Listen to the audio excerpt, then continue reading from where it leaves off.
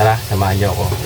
At habang nananahi tayo, sasabay natin yung pag-aaral ng tongue twister dahil isa sa mga kakailanganin ko nga sa communication, no, yung maayos sa pananalita kasi lagi kong nauutal, lagi kong napupulol, laging kulang-kulang yung pag-pronounce ko ng word, no. So tara, samahan niyo ako. Panoorin niyo ako paano ko ginagawa.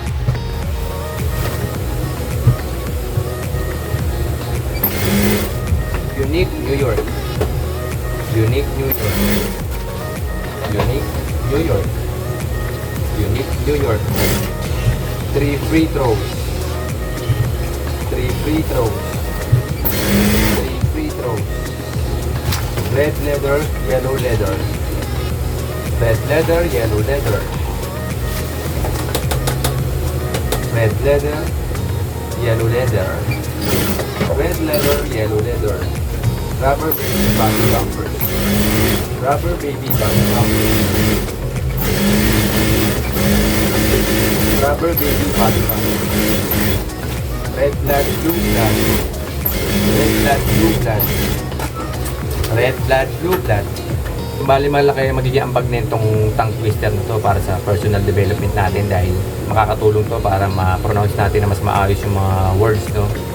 Kung gusto nyo gayahin, kung may problema kayo sa pagpo-pronounce, ito lang, no, tongue twister. Pwedeng Tagalog, pwedeng English. She sells seashells on the seashore. She sells seashells on the seashore. She sells seashells on the seashore. She sells seashells on the seashore. A proper covered coffee pot. No, hindi ako dun. Balik kamali tayo dun. Nahihirapan ako sa P at F, no? Kasi yun sa mga kailangan natin improve yung P at F. Bali, pagpapalit ko siya madalas, lalo pag kumakanta ako. Yung P at F. Yung P nagagawa kong F. Yung F naman nagagawa kong P minsan, no? Proper copper coffee pot. A proper copper coffee pot. A proper copper coffee pot.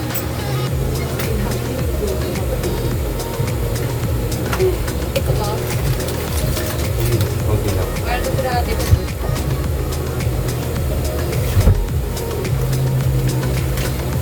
Betty bought butter but the butter was bitter. Medyo hindi tayo nahirapan sa T tsaka B. Betty bought butter but the butter was bitter. Betty bought butter but the butter was bitter. Betty bought butter but the butter was bitter. Okay tayo sa B tsaka T yung tsaka R.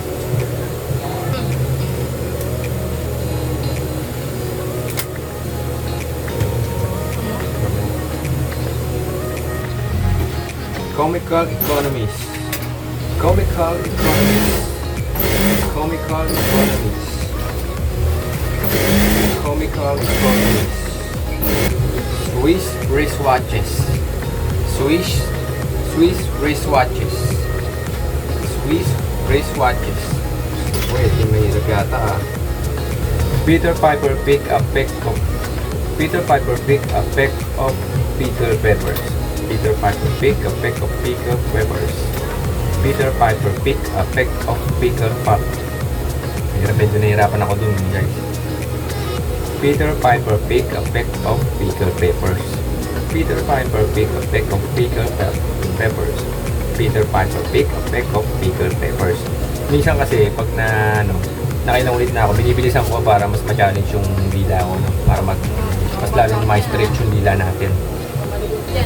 Parang pan-challenge yun eh. Kumbaga, sanay ka sa mabagal. Yun naman, bibilisan natin para mas mababa na mag-stretch yung dila natin. Peter Piper picked a peck of pickled peppers. Peter Piper picked a peck of pickled peppers. Okay. She should shun the shining sun. She should shun the shining sun. Wala tayong problema sa sa S at H. Ay di, kung una pa lang medyo nahihirapan ako yung S at H. The big black back broke body.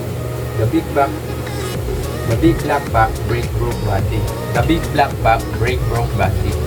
Ang bilis natin matuto ng masanay. The big beautiful blue balloon burst. Ito medyo madali. The big beautiful blue balloon burst. The big beautiful The big beautiful blue balloon burst. The big beautiful blue balloon burst. The big beautiful blue balloon burst. The big beautiful blue balloon burst. The big beautiful blue balloon burst. A shapeless sash sags slowly. A shapeless sash sags slowly. A shapeless sash sags slowly. Smelly shoes and socks. Shock sister.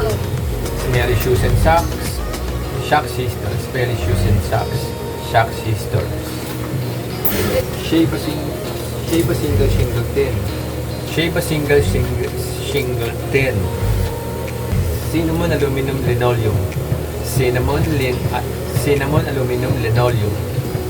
New York is unanimously universally unique. New York is unanimously universally unique.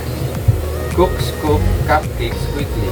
Cooks cook cupcakes quickly. Cooks cook cupcakes quickly. Flora's freshly fried fish. Flora's freshly fried fish. Ha? Mahirap yan ha. Medyo mahirap tong F. Dito ko nahirapan sa F tsaka dito. Pero wala naman siyang pino, puro F siya. Flora's freshly fried fish. Flora's freshly fried fish. Flora's freshly fried fish.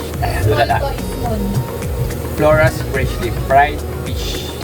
Flora's freshly fried fish. Flora's freshly fried fish. Okay. A bragging baker baked black bread. A bragging baker baked black bread. A bragging baker baked black bread. New York is unanimously universally unique. New York is unanimously universally unique. New York is unanimously universally unique. Ganito na lang mga katidi, no? So, kayo na bahala kung ano gusto nyo, Tagalog o English, mabagal o mabilis. Pero kung mag-umpisa pa lang kayo, pag-alan nyo lang muna para accurate. Bilisan nyo ng konti pag kaya nyo na. Ganito na lang, no?